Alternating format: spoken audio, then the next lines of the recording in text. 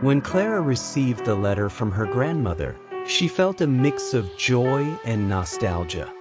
It had been years since she last visited her hometown, a small, secluded village nestled among hills perpetually shrouded in mist. The letter was written in trembling but clear handwriting. Her grandmother invited her to stay for a few days. "It's important, dear. There are things you need to know before it's too late." Arriving in the village was a shock. The streets, once lively, were deserted. The houses seemed to crumble under the weight of decades of neglect. The few residents Clara encountered stared at her with vacant eyes and avoided speaking. There was a heavy air of secrets hanging over the place. Her grandmother's house was at the end of an overgrown path, an old mansion that loomed like a specter among the trees. The front door opened before Clara could knock, and there stood her grandmother, thinner and more hunched than she remembered, but with the same intense gaze. "You've arrived just in time," her grandmother said gravely. There is much to explain. During the first few days, Clara tried to adjust to the oppressive atmosphere.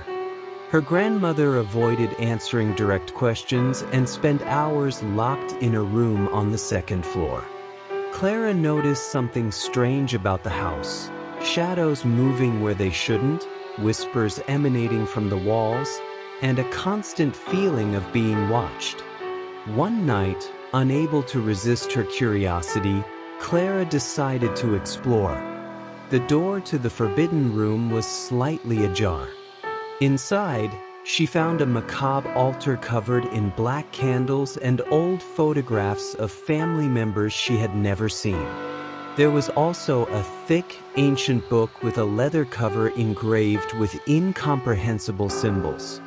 Inside, Clara read fragments of a dark legacy. Her family had been bound for centuries to a pact with a nameless entity. "You've discovered it," her grandmother said from the doorway, making Clara jump. "I knew this moment would come eventually." Her grandmother explained that the pact had been made generations ago to ensure the family's prosperity, but at a terrible cost.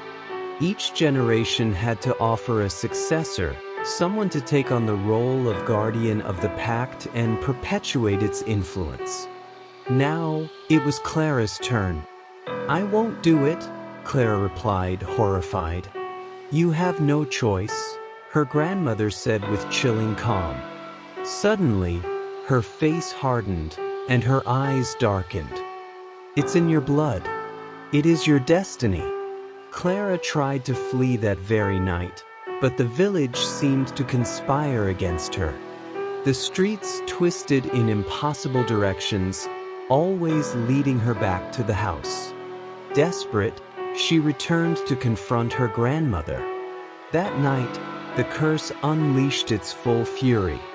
The entity, summoned by the ritual, spread its influence beyond the house. Shadows slithered through the village, entering homes and suffocating the remaining residents in their beds. Their screams echoed briefly before being swallowed by silence. When Clara wandered the streets, she saw lifeless bodies sprawled in doorways and windows shattered from within, as if something had torn its way out.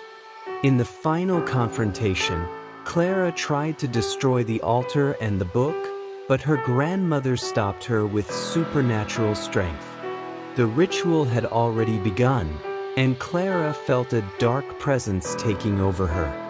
Her grandmother watched, satisfied, as Clara's eyes filled with an unnatural darkness.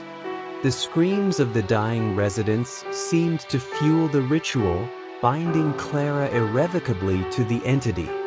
The village, now devoid of life, stood as a graveyard. Clara, the new guardian of the pact, walked among the corpses, her humanity consumed by the entity's will. The house, magically restored, pulsed with a sinister light, standing as a monument to the horror. It awaited its next victim, while the shadows of the dead lingered, trapped in eternal torment.